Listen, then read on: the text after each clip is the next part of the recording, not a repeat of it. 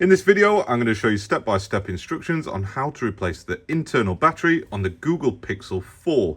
Just note that this is not the 4A. The 4A opens up from the front, whereas this one will open up from the back cover. I've already had this on the hot plate set to 85 degrees C for the last 10 minutes or so. So I'm going to remove this back cover using a suction cup. If you don't have a hot plate, you can use a heat gun or hairdryer to achieve the same effect. Just go around it with the hot air until it is warm to the touch. So I'm going to attach this suction cup onto the bottom of the device. The adhesive should be nice and soft now, but I'm going to help it along the way with some isopropyl alcohol. And as you can see, it's starting to create a gap down at this bottom area here. Once you've got that gap, you can either use a guitar pick like this one, although I find that they're a little bit stiff and not very sharp. So instead, I'm going to use a little bit of plastic card. This comes on the back of replacement batteries for iPads. Just lift up with the suction cup, and then a sort of cutting action is required to just chop the adhesive off the back there. I'm not inserting it too far, just a few millimeters along each edge. And what I'm going to do, I'm going to run down this right hand, left hand edge, long edge, let's call it a long edge. This first long edge, back along the bottom edge, and then finally along the opposite long edge. And once you've run it all the way around, you don't have to worry too much about this top edge, because you should be able to sort of lift it up and open it up just like that. Now just be aware guys, we've got a little flex cable underneath the flash here for the flash, so you want to open it actually like that a little bit, and you just need to be really careful when you're handling this one, because that flex can snap very easily. To avoid breaking it, lift it up, fold it over itself like that, and then you can prop the back cover up just like that. The driver that I'm using is one of the little iFixit ones, and it's got a T3 Torx head on the end of it. And what I'm going to do first, I want to get this little flex cable out of the way so we're not going to do any damage. So I'm going to remove that screw there, this screw just here, and then what that should do is allow us entry under this shield here, so that we can remove that and then use a plastic spudger just to pop that cable out of the way. So now we can get this out and store that back cover safely for reinstallation later. It looks as though this battery has actually been replaced before. I don't think it was by us, because we don't use replace-based batteries. We use the genuine ones. Now we need access to the battery, which is hiding under this shield here. There's 5 more of those T3 head screws that we need to remove. 2 up the top here, 2 in this middle area. And just to note that these screws are all different sizes, so the way that I lay them out is the way that I remove them. Finally, we just got this bottom one. Get that out of there, and this one's a longer one. And then we'll use the tweezers to lift up the shield. And like I said before, I'm going to lay this shield next to the screws that I've just removed, so that I know where they go when I'm reinstalling them. Now I'm going to disconnect this battery just like that, and then this will be a test on how well this battery's stuck down. Like I said, it's a replace-based one, so the chances are it's not being stuck down properly. I know that adhesive doesn't belong there, so actually, shall we give this little adhesive tab a little pull and see where it takes us? Not very far.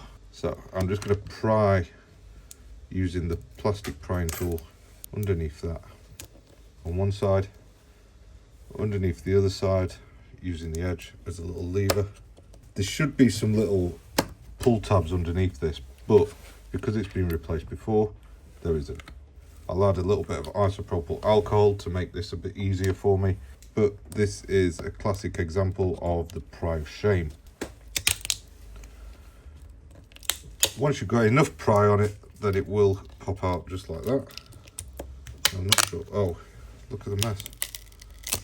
Nice. Or maybe those tabs were in the right place, I'm just not very good at removing them. Anyway, half the batteries fell apart, but that's the old one removed.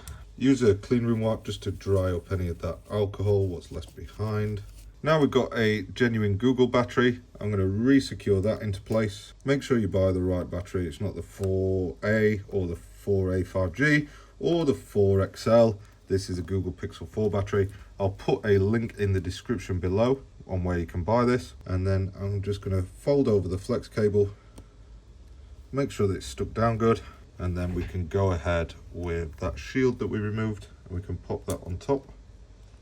If you didn't organize your screws properly, this one is a long one at the very bottom. The middle left is also a long one. Middle right's a short one. That's the most important, not to get wrong. And then the top two are two long ones again. One thing I will say about this is I couldn't get a genuine Google adhesive for this repair. So what I'm going to do, I'm going to use my thumb to rub off as much of this adhesive as possible, and I'll come back to it once it's cleaned up. I'm going to do the same on this frame here, and then I'm going to apply Tessa tape all the way around it, just so that it's secured down properly and sticks well for our customer. So off camera, I cleaned up the adhesive and installed some Tessa tape. You don't want to sit and watch me do that because I got distracted a few times and had to deal with customers.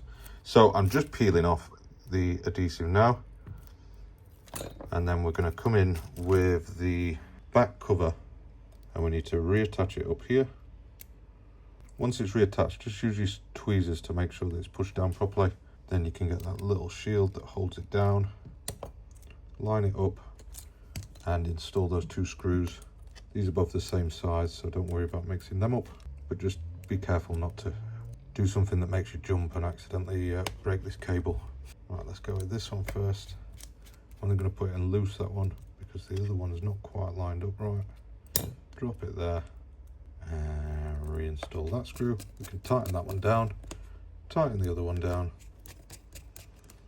I'm just going to use the dust blower on the camera lenses. Make sure that they're not got any dust on them. They've not got any dust on them, sorry. And then we can line up this guy, put pressure on it all the way around, and that looks good to me. All you need to do now is make sure that it turns on. So I do apologize that the video was cut short. The guy who was picking up that phone was literally banging outside, really pushing me to get that repair done. So I just closed it off, got it done, the phone turned on, job was good, everybody's happy. I'm sure I'll come back moaning about something because some customers are just like that. Anyway, that is repair complete. Thank you for watching and see you in the next video. Just a little side note, you might have noticed that I have been trying to remember to put the links in the description. The seal was very difficult to get for this one, as well as the battery adhesive. Parts just aren't available anymore, but the genuine battery is. I'll put the link in the description below. Thank you again for watching and see you in the next video.